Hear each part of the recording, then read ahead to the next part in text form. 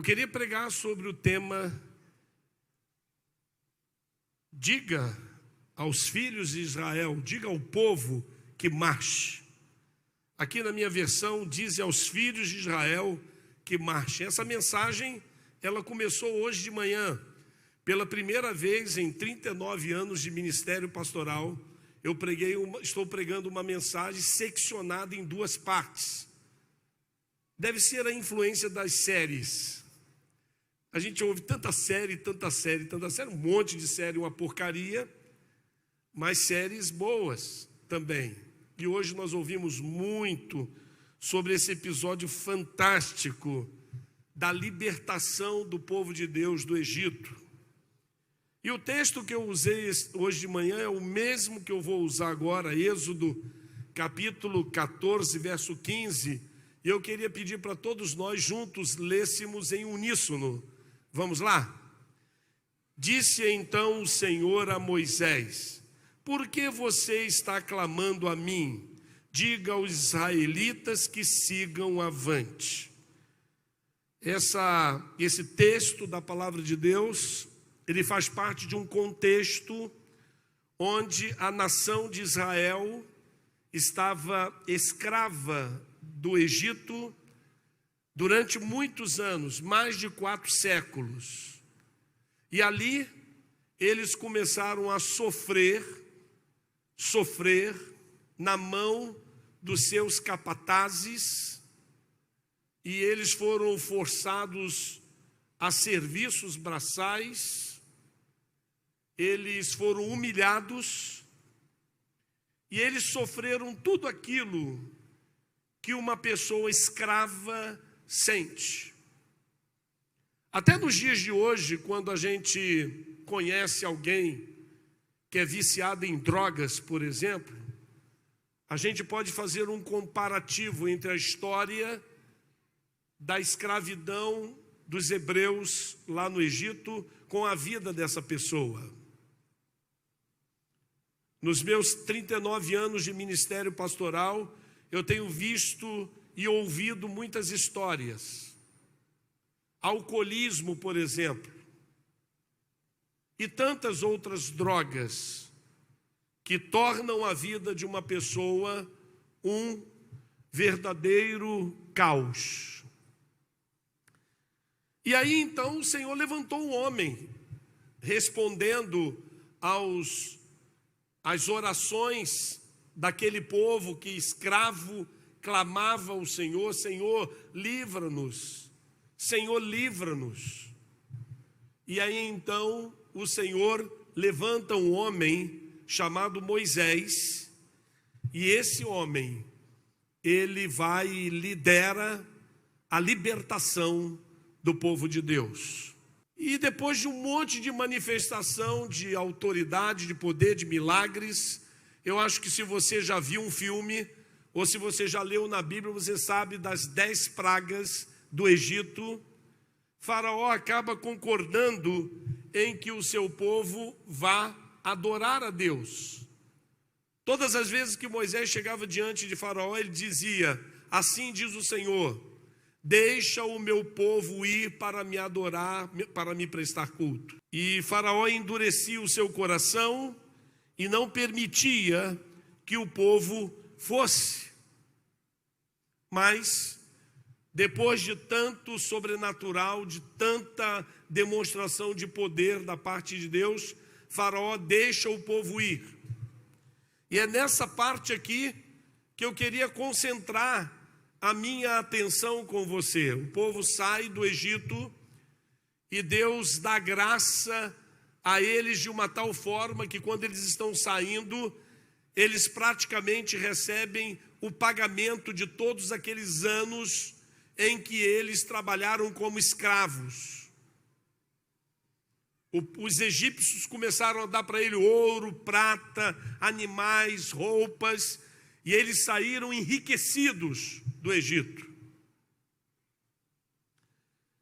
E o povo vai caminhando em direção à terra prometida.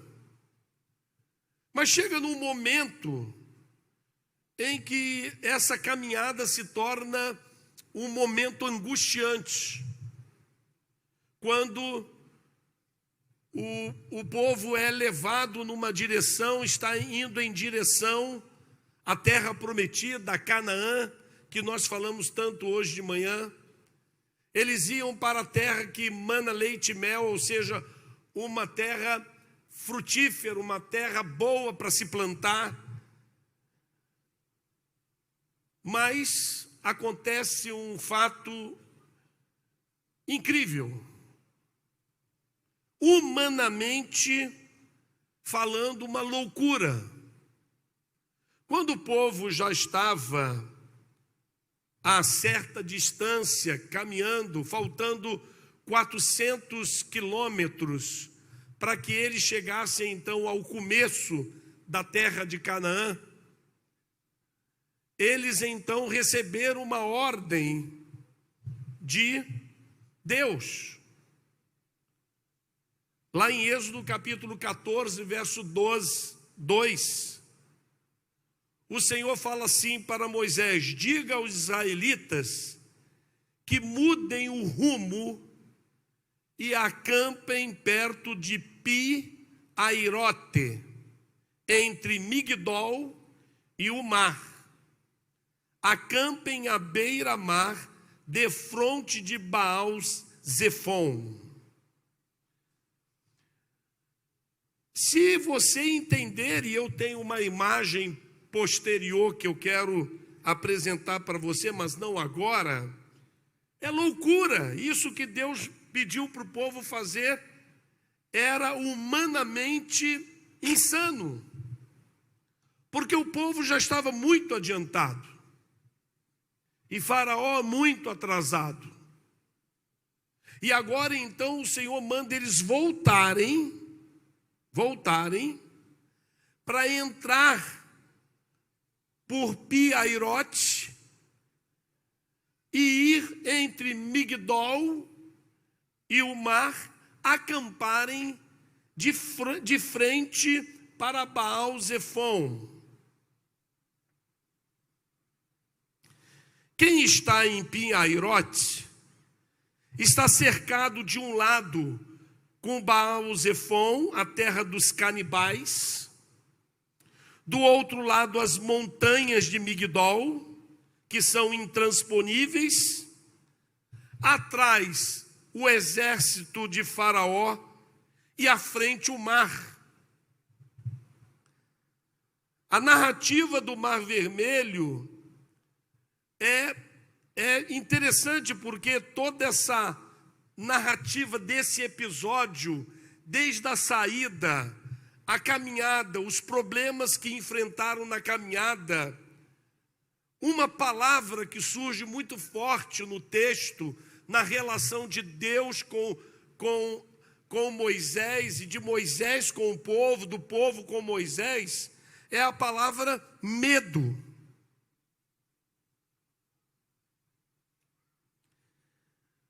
O medo estava presente. E a gente começa a desconfiar, mas como pode? Como é que isso é possível? Esse povo viu os milagres do Senhor lá no Egito. Eles viram o Senhor mandando pestes sobre os egípcios e o povo de Deus não era afetado por nenhuma delas. O povo presenciou o poder de Deus manifestado de uma forma tremenda. Como esse povo poderia estar com medo? E nós vamos entender isso. Êxodo capítulo 14, verso 10, diz: ao aproximar-se o Faraó, os israelitas olharam e avistaram os egípcios que marchavam na direção deles, e aterrorizados clamaram ao Senhor. Eles saem da terra enriquecidos, depois de 400 anos, mais de 400 anos, eles eram escravos e foram muito machucados, muito afetados. Agora eles estão livres, mas estão cheios de medo. E quando eles veem Faraó com os exércitos deles vindo, arrependido de terem deixado eles irem, eles vão para Moisés e começam a pedir Moisés para clamar ao Senhor. O mar à frente, as montanhas de Migdol à esquerda, Baal-Zefon lá longe. Por algum motivo, Deus mandou eles irem por aquele caminho. Então, quando a gente lê esse texto aqui, a gente fica impressionado com a palavra aterrorizados. É a segunda vez que esta palavra aparece na passagem que houve ali entre os egípcios, quando eles foram derrotados, quando o povo passou pelo mar e os egípcios foram atrás e as águas acabaram afogando os egípcios.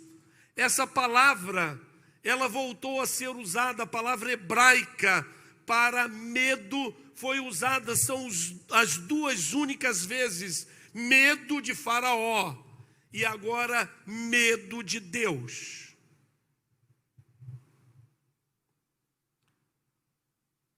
Lá em Êxodo capítulo 14, verso 31, diz assim: Israel viu o grande poder do Senhor contra os egípcios, temeu ao Senhor e pôs nele a sua confiança, como também em Moisés, seu servo. Então a gente vê essa presença do medo, e depois, quando eles veem a manifestação de Deus que eles já tinham ouvido lá atrás, eles agora demonstram por Deus um medo parecido com o que eles tinham de Faraó. E aí me veio uma pergunta: por que os hebreus tinham tanto medo? Eu não sei se você é uma pessoa afetada por medos. Se em alguns momentos na sua vida as coisas se tornam tão difíceis que você acaba à beira de uma depressão, de uma tristeza tremenda.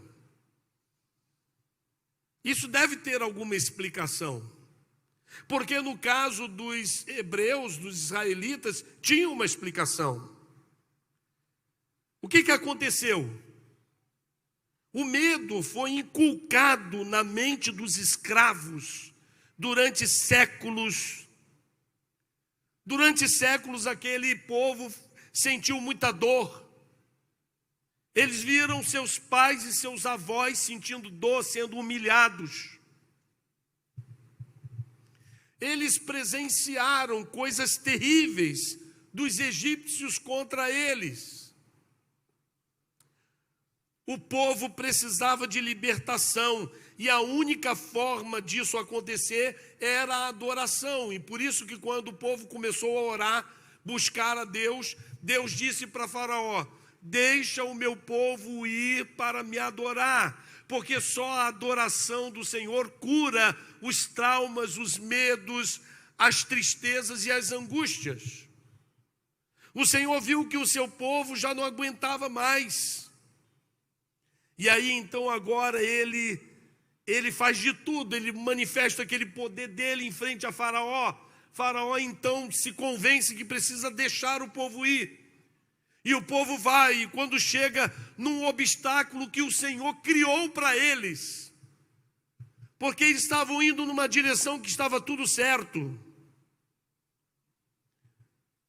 Então esse medo, por que tanto medo? Porque o Egito era inundado de misticismo e feitiçarias. E não é só um problema do Egito, o Brasil é cheio de misticismo, de feitiçarias, de coisas espirituais que as pessoas não dão valor. Tem gente brincando com fogo, tem gente negando a existência de Deus, tem gente se aceitando os valores diabólicos, demoníacos. Naquela época, o Egito tinha muito essas coisas. os muitos deuses do Egito tinham que ser destronados. E aí o Senhor começou a fazer um trabalho, a prestação, para destronar os deuses do Egito, porque Deus sabia que no coração daquele povo que estava escravizado, o seu povo, haviam muitos medos dentro dele. E o Senhor falou assim: eu vou fazer de uma maneira em que, enquanto eu liberto o meu povo, eles no seu interior vão ser libertos desses medos colocados por tanta feitiçaria e tanto misticismo. Faraó, por exemplo, ele se intitulava filho de Ra, um deus falso, criado pelo homem. A ideia de deixar o povo hebreu ir adorar a Deus de Israel era absurda para ele. Ele falava assim: como pode? Nós temos tantos deuses, nossos deuses são fortes. Esse povo está aqui com a gente há mais de 400 anos e sabe que os nossos deuses são poderosos. E o próprio Faraó dizia: eu mesmo sou filho de Ra. Em Pi-Hahirote, o medo se apoderou do povo de Deus por causa de toda essa inculcação de tantas coisas espirituais dentro deles. Por isso o Senhor fez a manifestação das pragas, e por isso o Senhor fez com que o povo voltasse, depois de ter caminhado tanto tempo, e levou-os por Pi-Hahirote de fronte a Baal-Zefon. Há um significado nisso. Mas não foi só do filho de Ra que eles sofreram influência, não. Eles sofreram influência também da deusa chamada Api. Ela era a deusa da fertilidade. Ela era responsável pelo Nilo. Pode tirar 2 aí, só para o pessoal ver quem é ela. Isso. Essa aí, lá no Egito, era responsável pelo Nilo, porque o Nilo era a explicação da terra fértil do Egito no meio do deserto. Então eles acreditavam que Api, ou em outras pronúncias, Rapi, era a deusa que cuidava do rio. O que o Senhor fez? Ele sangrou o rio, para mostrar para os egípcios que o Deus deles era falso, e mostrar para o seu povo que eles não tinham necessidade de ter medo daquela deusa, porque ela era a invenção dos homens. O Senhor fez mais. As rãs, a praga das rãs, eram animais sagrados, porque a deusa Egete tinha a cabeça de uma rã. E aí o que o Senhor fez? Multiplicou a praga de rã de uma tal forma para mostrar para os egípcios que a deusa dele não tinha poder, autoridade, nem com as próprias rãs, da qual ela era a deusa. A ideia que o Senhor fez foi parecer para os egípcios de que Egete era maligna. E o deus Tote, que era o deus responsável pelas magias, pelas sabedorias e imitações e articulações espirituais para impedir o agir de Deus.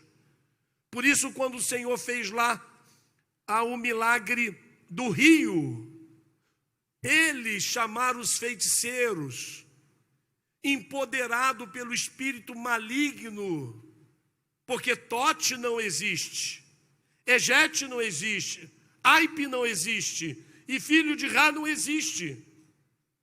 Mas o demônio pega isso tudo e faz, e aplica o seu poder em cima dessas coisas. E aí, quando Moisés chegou diante de Faraó, e pegou o cajado que Deus havia lhe dado, e jogou no chão, e ela se transformou numa cobra, vieram os sacerdotes de Tote, e jogam as suas varas, e elas se transformam também em cobras. Só que a serpente de Moisés, dada por Deus, vai e engole ela todas, dizendo: o meu poder é maior do que o teu. Isso tudo para o povo egípcios entenderem que eles estavam vivendo sobre uma falsidade. E para o povo de Deus que estava escravizado, recebendo toda essa inculcação, toda essa influência. Ninguém que se diz livre pode ser escravo de qualquer coisa. Se você é uma pessoa que acha, que você fala assim: eu sou livre, mas um cigarro lhe domina, você é escravo do cigarro. Se você diz: eu sou livre, mas você não consegue deixar uma bebida, você é escravo da bebida. A questão não é se o cigarro faz mal ou não faz, se a bebida faz mal ou não faz, se a maconha faz mal ou não faz. A questão não é essa, a questão é o domínio. É quem tem o domínio. Se você não tem o domínio, você é um escravo. Eu já estou terminando, mas eu queria fazer outra pergunta. Por que Piairote? Por que Piairote? Precisamos passar, porque ali, quando eles voltam quando eles estão caminhando para a terra prometida, o Senhor faz uma coisa interessante com eles. O Senhor mostra para eles que eles precisavam passar por um lugar chamado Pitom, que é um dos lugares construído com o suor dos hebreus, enquanto ainda eram escravos. Veja bem, o Senhor vai deixando o povo dele ir, aí chega lá e ele fala: Moisés, manda todo mundo voltar. Mas se eles forem voltar, eles estão indo em encontro a Faraó, que está distante. Então nós poderíamos ganhar muito mais vantagem. Mas havia algo importante que Deus queria que eles experimentassem. Voltando para o Piairote, para depois voltar na direção de Baal-Zefon, o Senhor queria que eles passassem pelo lugar em que eles, quando escravo, foram os responsáveis pelas construções. Viajar como uma nação livre, passando pelas torres e por todas as obras que eles fizeram, agora como livres, eles podiam perceber a qualidade do serviço deles, a competência que eles tinham. Mas agora, como homens livres, passar por estas áreas era uma maneira de permitir que os ex-escravos atingissem a liberdade emocional e liberdade existencial. E por que em frente a Baal-Zefon? Por quê? Porque este era o último deus ídolo do Egito que restava.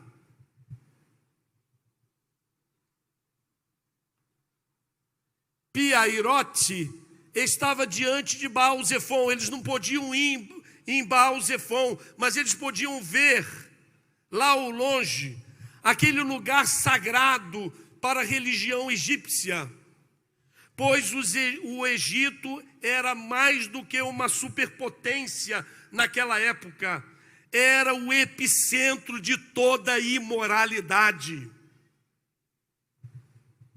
O Egito respirava imoralidade.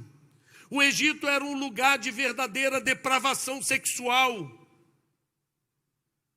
Lembre-se que Abraão, quando esteve no Egito, Quando ele visitou, Sara é tomada dele pelos egípcios. Mais adiante da história, a esposa de Potifar, também egípcia, se oferece a José. Não, o Egito tinha uma visão de sexualidade parecida com o que hoje querem colocar na nossa nação. E nós que somos de família não podemos aceitar em hipótese alguma. Em nossa cidade foi inaugurado agora um local em que irmãos da igreja foram lá visitar um local público, pago com o nosso dinheiro. E estava lá, banheiro para homens e mulheres.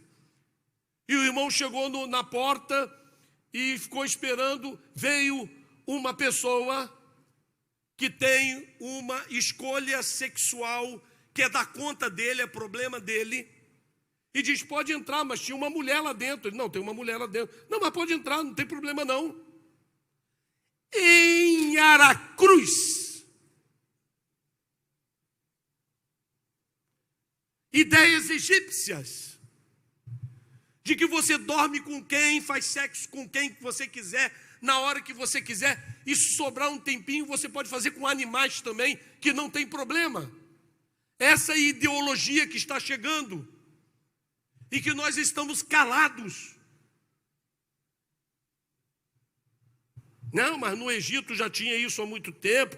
Por que a gente não vai ter aqui em Aracruz? Porque o Egito era de feitiçaria. Era dominado pelo espírito satânico.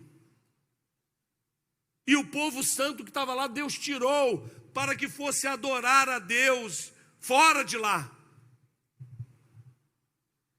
Então, Baal-Zefon era um lugar terrível.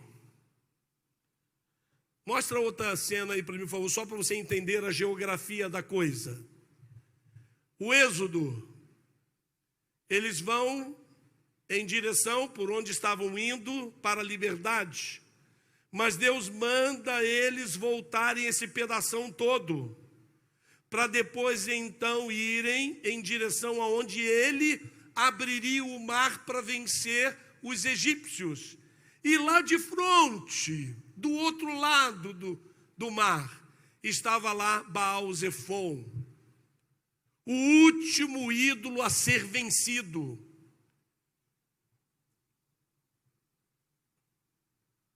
Lá em Levítico capítulo 18, verso 3, o Senhor disse para o seu povo, não procedam como se procede no Egito, onde vocês moraram, nem como se procede na terra de Canaã, para onde os estou levando. Não sigam as suas práticas.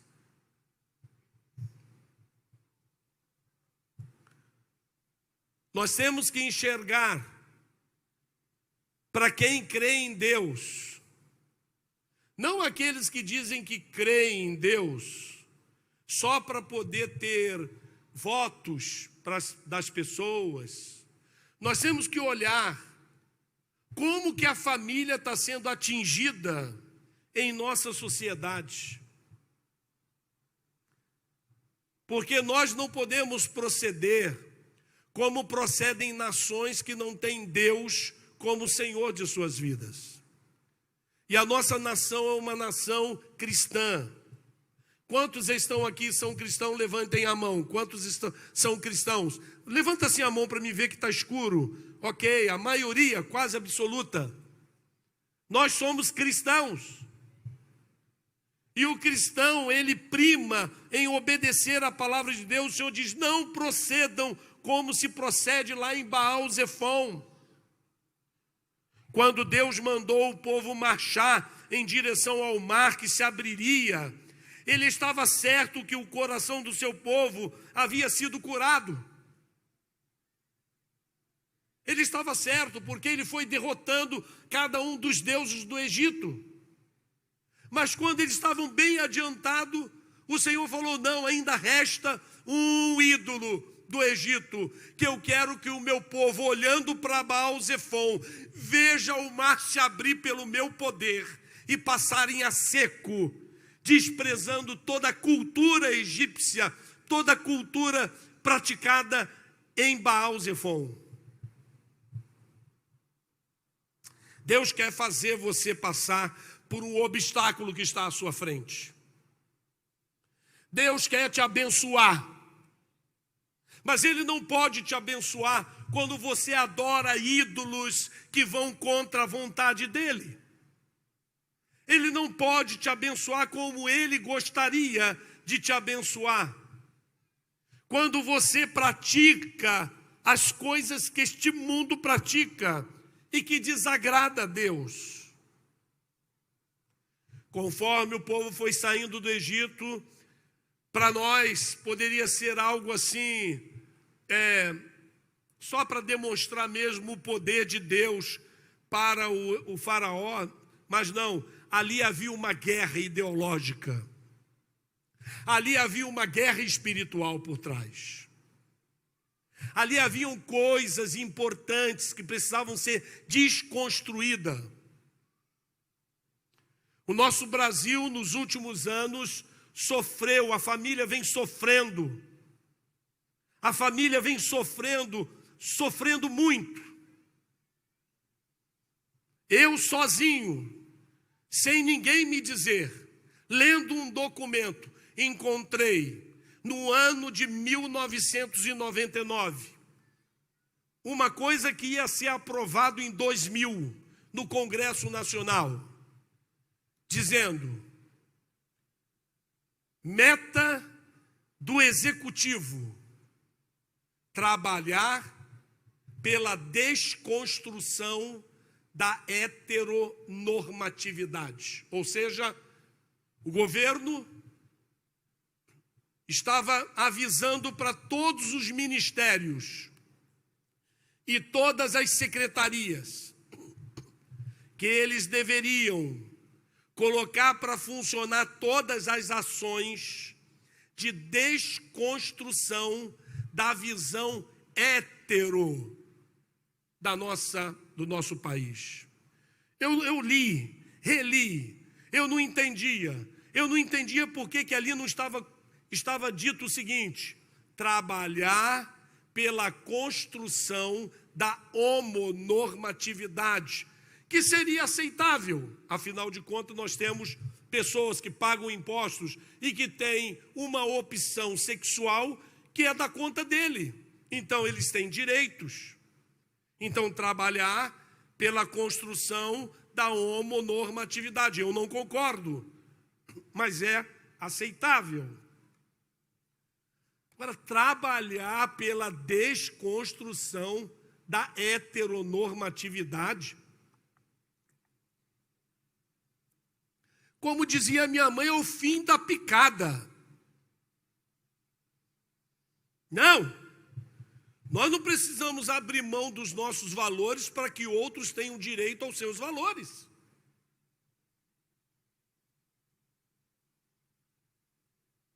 Nós somos cristãos ou não somos cristãos.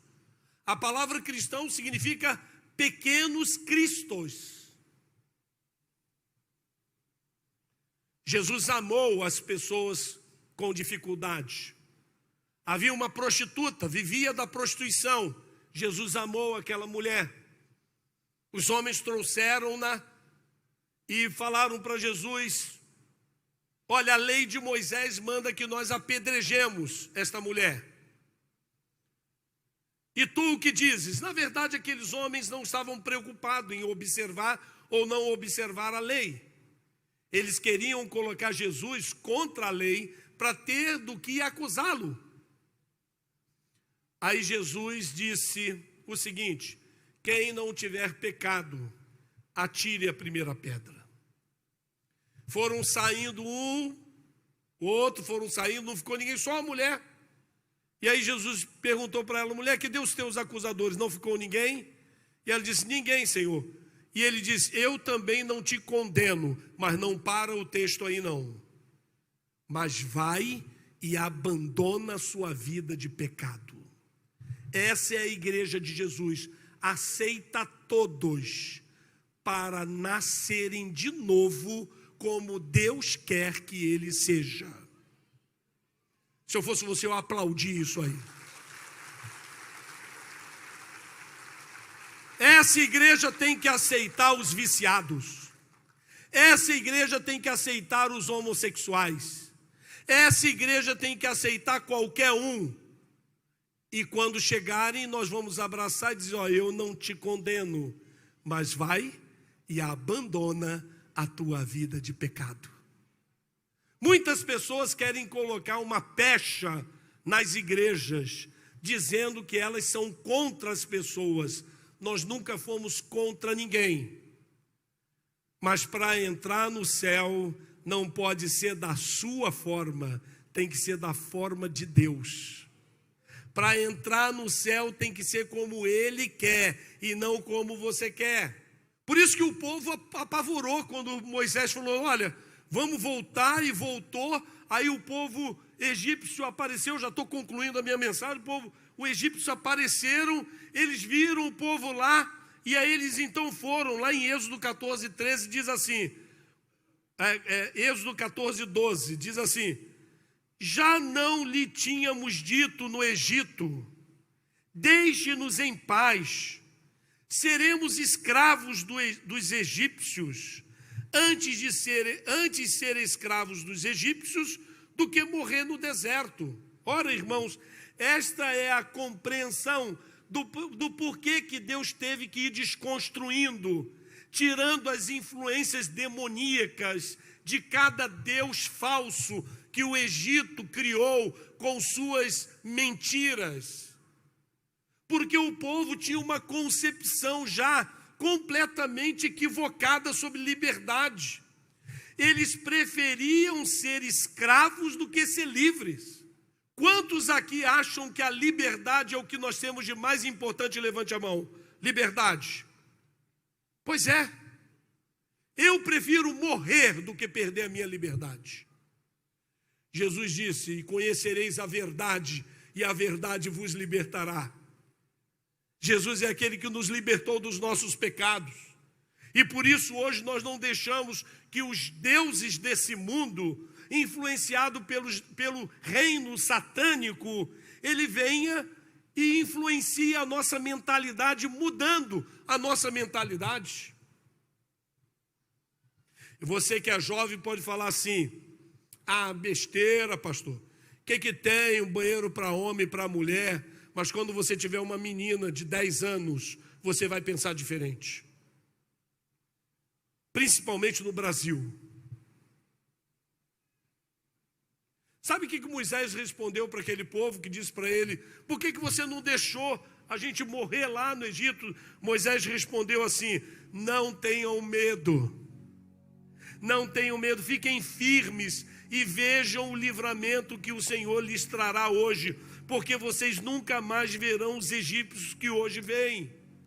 É como se Moisés estivesse falando assim: olhe lá, Baal-Zefon, ah lá, está vendo lá? Cidades que nós construímos para os egípcios fazerem as sujeiras deles, mas só fizemos porque nós éramos escravos.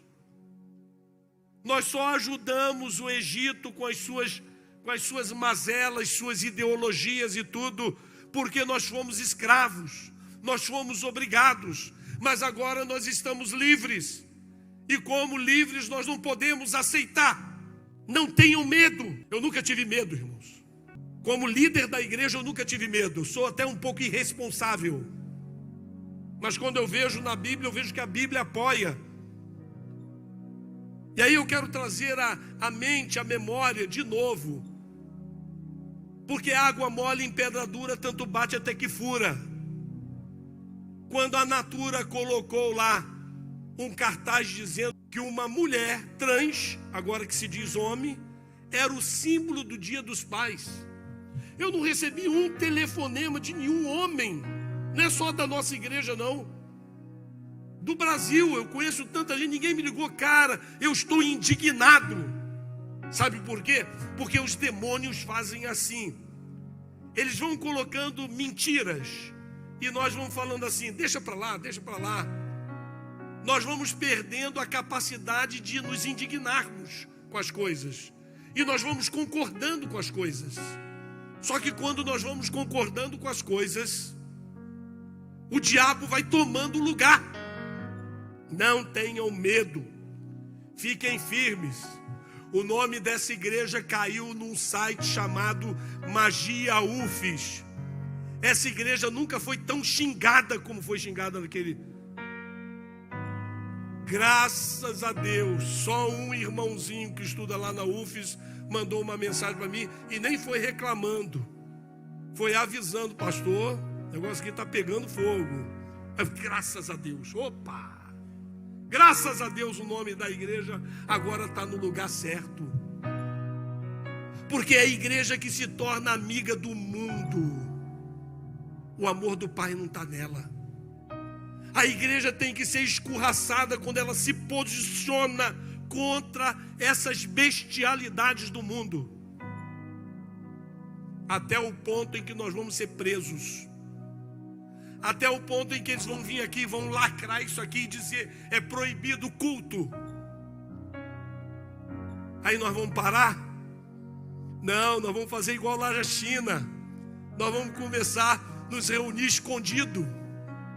Escondido. A lei diz, é proibido cultuar o Deus da Bíblia, o Deus de Israel. E nós vamos desobedecer a lei. Desobediência civil, sim. A não ser que a sua mente já está tão tomada que você só faz aquilo que o governo permite que você faça. Não, queridos, não tenham medo. Fiquem firmes e vejam o livramento que hoje o Senhor... Aí o que aconteceu? Moisés levantou a mão. O povo não esperava aquilo, ele não disse que ia fazer aquilo. Ele clamou, Senhor, o povo está aí, ó. Olha lá o faraó lá atrás, do lado as montanhas de Migdol, do outro lado Baal-Zefon. Se nós atravessarmos para Baal-Zefon, teremos lá até que enfrentar os canibais e o mar à frente. E aí quando ele levanta a mão, acontece aquilo ali, ó, o mar vai se abrindo. Hoje de manhã eu falei que a mesma equipe científica que investigou o Titanic, com aquele submarino espetacular que vai nas mais profundezas do mar, ele também pesquisou nestas regiões e encontrou vários artefatos de um exército egípcio. Mas nós não cremos por causa disso. Nós cremos porque a palavra de Deus nos diz. Sabe o que a palavra de Deus diz? Diga ao povo que marche. Vamos marchar, irmão. Vamos marchar. Se você está com medo de alguma coisa, começa a orar. Vamos glorificar a Deus, porque Deus diz assim, sai da escravidão e vai me adorar. Deus não falou para a gente se acomodar com a escravidão. Sai da escravidão e vai me adorar. Eu quero que vocês me adorem. Eu vou dar recurso para vocês. Eu vou empoderar vocês. Mas vocês têm que ter no coração essa certeza. Eu quero adorar a Deus. Eu quero adorar a Deus como Ele quer ser adorado, e não como eu acho que Ele tem que ser adorado. Eu vou dedicar a minha vida a Ele. Eu vou dedicar a minha família a Ele. E quando lá na escola eles estiverem ensinando os meus filhos as coisas erradas, eu vou lá na escola e vou protestar. Vou dizer que eu não aceito. Quando estiver numa roda de amigos e os amigos falarem alguma coisa, eu não vou me preocupar dos meus amigos me cancelarem, porque Deus está acima dos meus amigos. Deus te trouxe aqui hoje para ouvir essa palavra, irmão. Você acredita nisso? Eu acredito. Não tenha medo. Diga ao povo que marche. Tem obstáculos à sua frente? Vasculha a sua vida. E se você não se lembra, ore ao Senhor, clama ao Senhor. Há uma promessa. O Senhor diz, clama a mim, e anunciar-te-ei coisas grandes e firmes que não sabe. Glória a Deus.